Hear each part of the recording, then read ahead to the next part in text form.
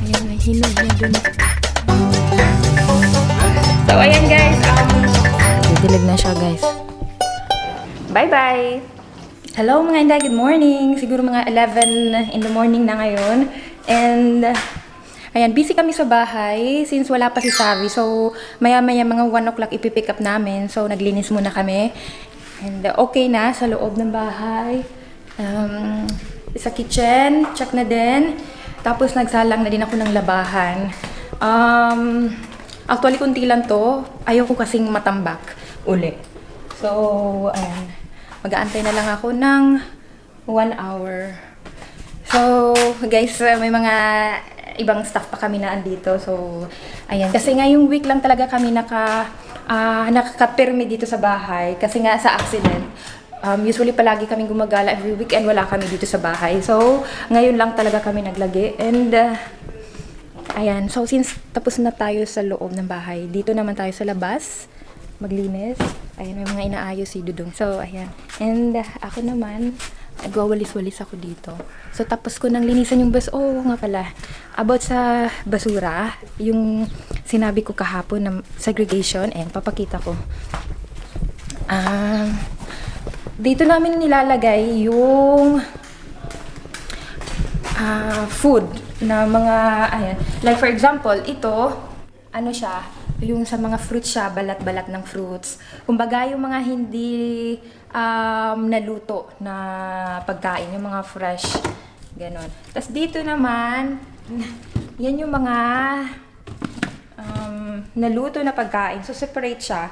So, itong fruits at saka mga vegetables na tira, dito namin siya nilalagay. Wait, medyo mahaba-habang lakaran to.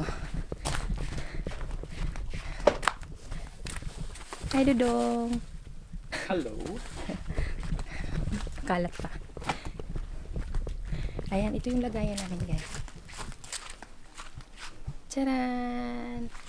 Ayan. So, ito yung mga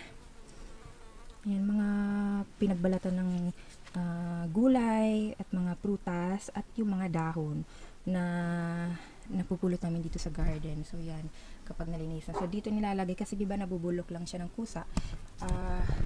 Ayan, na-decompose siya, tapos nagagawa siyang fertilizer. Uy nga pala, may apple kami. Ayan. Sabi ko nga kay Wibe, lagyan namin ng net kasi inaano siya ng mga ibon. Ayan, may hinog na dun, guys. Ayan o, may hinog. Ayan. So, pag nagka-time kami, ayan, papalagyan namin to ng net. Meron din kaming pier. Ano ba ang Tagalog dun? Peras? Sounds like. So, ito.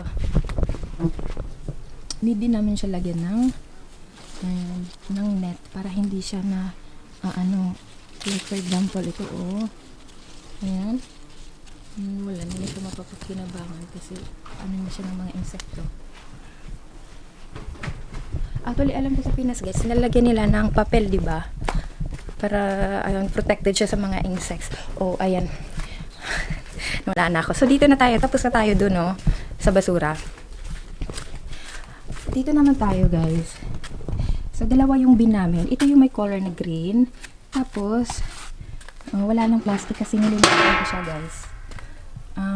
Yung isa nito, color green, yun yung plastic. Yung ito naman, yun yung sa blue. Yun yung sinasabi kong 15 euro yung per roll niya. So, 10 pieces lang ng plastic. 15 euro na. So, sa atin, 850 pesos. So, ito yun siya. Dito nilalagay yung mga hindi ma-determine na mga basura. So, ayan.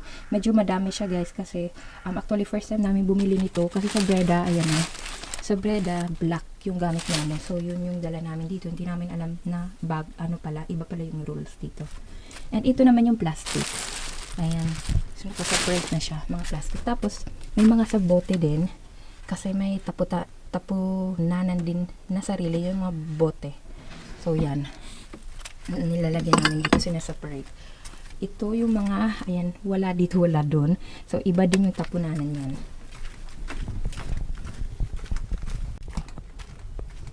And Nga pala, before kami pumunta kay Savi, para sunduin si Savi, ayan, ibabalik namin yung laptop namin. Ito. And, bakit? Kasi guys, may crack siya. So, di ba, naalala nyo, may vlog kasi ako nito mga more than 1 month ago, guys. So, kabibili lang nito. Hindi pa nag 2 months yung ano niya. Tapos na, hindi namin alam kung bakit na, ayan, nag-crack yung screen niya. At first, ito lang. So parang pinabayaan lang namin. Tapos, nung the other day, nakita ni Wibe, may ito na. Tapos may ito na. So, ayan, tumawag si Wibe sa customer service nila. Tapos pumunta kami, kailan ba yun? Wednesday. Pumunta kami Wednesday afternoon para ipakita. Tapos sabi kasi complete pa siya, guys, since bago pa siya. And sabi nga namin, wag nating itapon to kasi kung may mga anumang mangyari, complete siya, pati yung resibo. So, ayun, good thing, nung chinek nila, and ayun, mga interview, if nahulog ba daw, if nabasa. So, wala naman nangyari. Walang nangyaring ganun. So, diretso lang siya nagka-damage ng ganyan. And, good thing, since complete kami sa lahat, papalitan siya. And di lang kami nakapunta ng Thursday kasi busy kami, mga inaayos kami about sa insurance. And nung Friday din, tapos kahapon nag-date kami. Kahapon sana yun, before namin ihatid si Savi, so nakulangan ng time. So ngayon na lang, before namin pick upin si Savi, so dadaan kami sa Media Markt. Sa Media Markt namin ito nabili. And ayun, papalitan siya, guys. So I'm happy. Kasi lahat yung gastos nito, siguro yung sa laptop, 1,300 euros. Tapos, may mga binili kami ng mga Microsoft Curva. Umabot siya ng 1.5 lahat. So, at least, mapapalitan siya.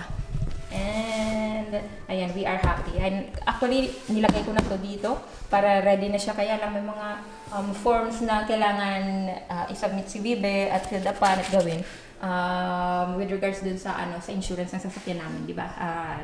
May bumangga sa amin ng isang araw and ayan, good thing walang nangyari and safe kami. A few moments later. Okay, suspect number 1, Valentina Ritzma. Suspect number 2, Wiebe Ritzma. Suspect number 3, Savi. Who did it? Was it Savi who played and went on the table? Ayan, one time nakita ko siya, guys, nag-play. Pussy. Yes, gumanong siya. Suspect number 2, was it Wiebe Ritzma who took this and then, with a little pressure, that's maybe what I also think. Or number 3, Valentina, who went angry and we were upstairs and hit the screen. It's crazy. What do you think? May pakulo pa siya. So, ano sa palagay nyo, guys? Sino? Feeling ko yan eh. Yan. Why are you blaming me? I'm not blaming. It's weird. Huh? A few moments later. Well, I've been thinking about you. And I think I'll have to listen. Because the sun is up, it's a beautiful day. My beginning will be as bright as the sun. Come, won't you come along? It's fine if you just do less of it. Yeah, I will not have expectations. Maybe it's just me. Okay, now every morning you will do study. But I should lower my... Why are you saying that in the camera? Are you recording? Of course. I don't know. I thought maybe you don't study Dutch. No, really? Only for the driving license. So it's only one thing. Valentina! Study driving license! Shout out! Yeah? So, ayan, guys. Okay, question. What should she do first? Traffic? Learning for car driving? Theory? Or learning Dutch? I think this one first, so it's handy when you can drive. So, ayun, guys. Ayan, that's it. I still love you. Although sometime when she stops, she will be angry. Maybe. Of course not. 2,000 years later. Hello mga inday! Andito na si Savi. Si Savi, hi guys! Say hi guys! Ay, suplado naman. Naglingo-lingo sa ulo. Ayan, lalabasan na kami guys, kaya lang parang kumulog. Hi guys! Hi guys! Ayan, didilig ang halaman si Dudong. Laat deze komen. Actually kanina guys, si Vibe lang yung nag-pick up kasi humiga lang ako sa sofa, tapos nakatulog na pala ako, tapos hindi na niya ako ginising daw. Tapos ayun, siya na lang yung nag-pick up, tapos yung laptop andito pa. Ayan, andyan pa. So bukas na lang daw niya. Kasi may work ako bukas, so before niya ako sunduin sa mga 5 o'clock bukas, so dadaan sila para, ayan, papalitan to ng bago. And, ayan, mga 5:30 na ata, so magluluto na ako ng, ay, nagdidilig si Dudong Gamay din. Magluluto ako ng, para sa, ano namin. Oh, nice. Para sa dinner namin. Wow! Oh my gosh.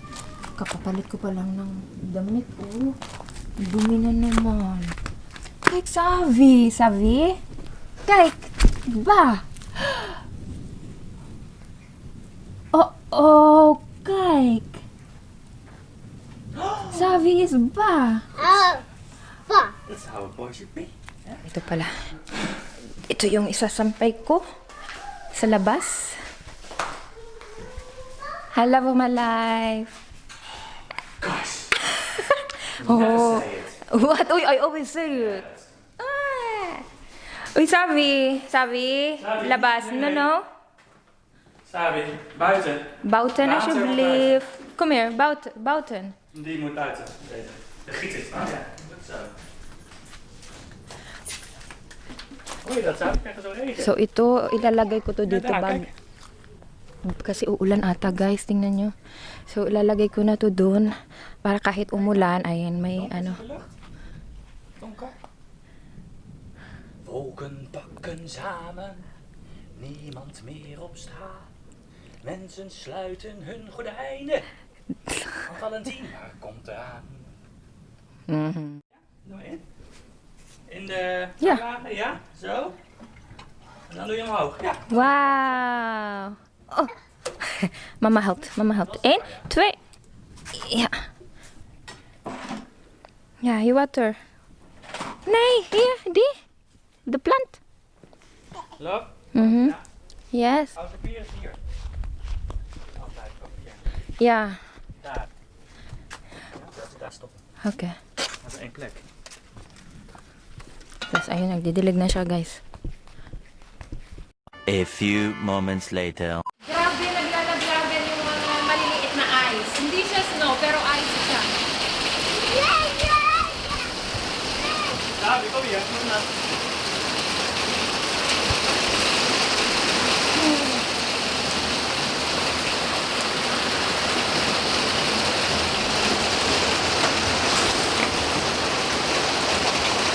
Wow.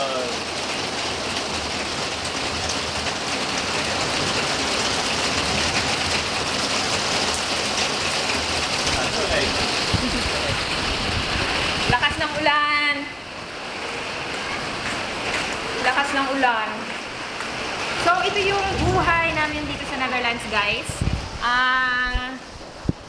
Ayan, pag weekend, usually, mga gala kami. Pareho. Pero since after nung nangyari yung accident, medyo nagstay kami this weekend dito sa bahay.